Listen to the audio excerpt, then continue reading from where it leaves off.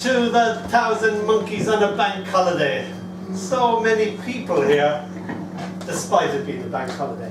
We've just come back from Cheltenham, the Cheltenham Poetry Festival.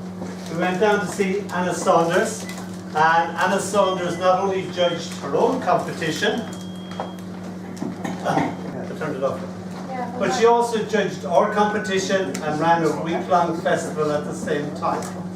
So some of the people who got into the book are here in person. Is that not true, Jeremy? Yes, yes, yes. So I'd like you to raise your glasses to Anna Saunders and the Cheltenham Poetry Festival. I give you Anna Saunders!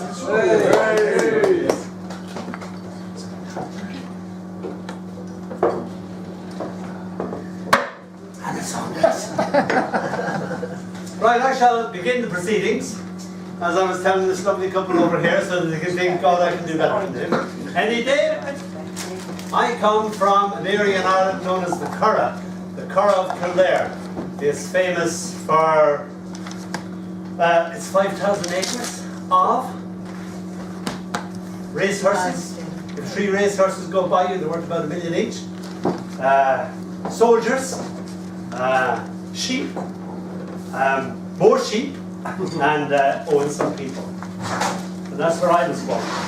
So I'm Irish, as you can probably tell, and our science teacher, Brother Lawrence, decided to introduce cross-country running so that we were just like chaps in an English Boys' Own magazine. I did not take to cross-country running due to my asthma and spindly legs and nerdish appearance, which, as you see, I have retained. And he kept on getting on to me because I had a famous uncle, Grandfather Sheedy, was a very famous long-distance runner. And I was kept being informed that, you're not your grandfather. And I was thinking, that's true, that's a true statement. And you haven't got your grandfather's legs. And I also haven't got the Sheedy stamina. So this is a poem about sheep, legs, and it's called, Never Mind What the Bloody Sheep Are Saying. First sheep to second sheep, meh, which, with subtitles on, comes out as, he hasn't got his grandfather's legs. Second sheep to first sheep, bah, thank God for subtitles. No, nor the Sheedy stamina. And indeed, I have inherited none of these famous... Oh, God. Oh, my gosh. Attributes. Oh, God. Bye-bye, monkeys. It's the first time the monkeys have let us down. Themselves down there. Never mind. I nearly inherited the heart attack. I thought somebody had shot me up. A crazed fan or something. No, he mustn't have. Or David Cook said, I can't stand any more of this. Good Lord. And indeed, I have inherited none of these famous attributes. I, a short-sighted, puny bookworm, not taken to this cross-country running lark. The famous runner doesn't run in my side of the family. Early morning spider webs bejewel the furze bushes, a cuckoo calls, sheep bleat. I recite poetry to the yellow furze, passing slowly by me. I am madly in love with Father Hopkins' words. I cut this morning, glory. Oh, Jesus. He's off in the poetry again. First sheep moans the second sheep. Poetry at his age, I just don't get it. Second sheep bemoans the fact. I pay no attention to this sheep commentary. Hurl Hopkins at the world. Slog through pain and mud. Nothing is so beautiful as spring, I yell. I become a dot in the distance of this misty Curragh morning. Run on into the blue of these my teenage times. The descending blue, the blue is all in a rush with richness. Bay, bay, first sheep to second sheep in Dutch. Bay, bay, second sheep to first in Japanese. So the sheep I see are studying foreign languages, but I don't hear them. And anyway, someone has turned the subtitles. Thank you.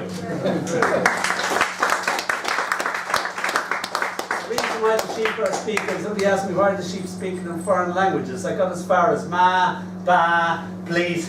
I didn't know what else sheep said, so I looked up what sheep say in foreign languages, and that's Japanese and Dutch. Does anybody know the sound of a bee? What does the sound of a bee make, children? Yes? Whiz, whiz, whiz. In German, it's zum, zum, zum. In Turkish, it's viz, viz, viz. And in Korean, does anybody know what it's in Korean? Bong!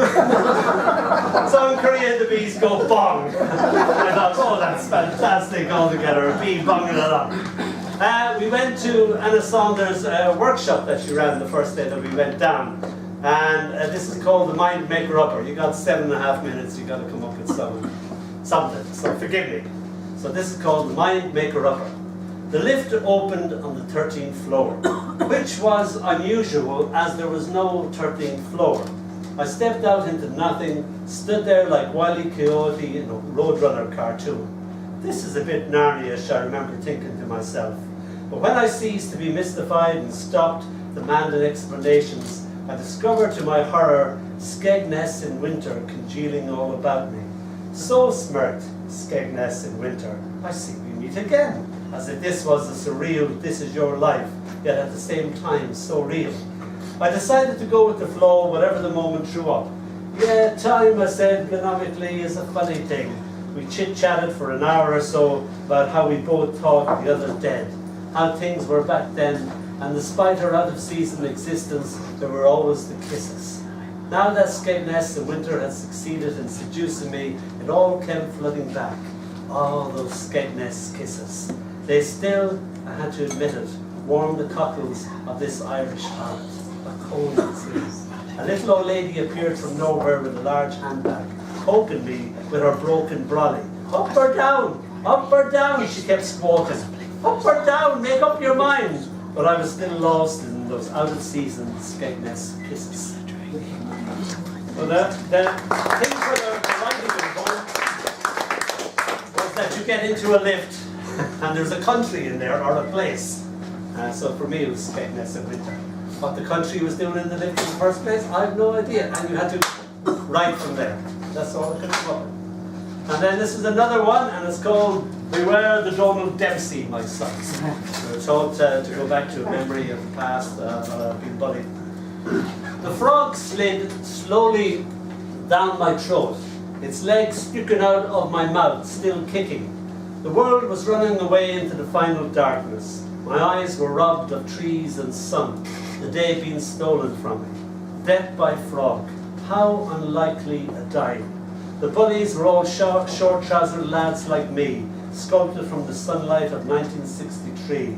Then either the frog gave a desperate last kick, or I silently yelled and expelled friend frog, who, having escaped death by swallowing, hopped it, lost itself in the long grass. Perhaps the horrible tale of downed gullet is still told to its descendants, far removed from that sunny day.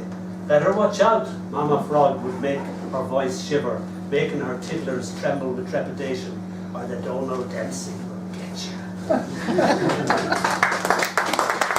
was halfway through writing a poem about the bullies, and then I thought, the frog must have been just as traumatized as me, so I tried to see it from the frog's perspective.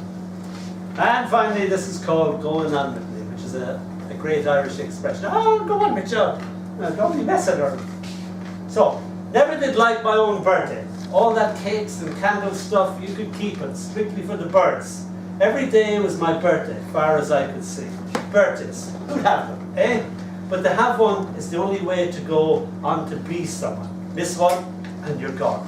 Every birthday always called my mum. After all, she did all the hard work.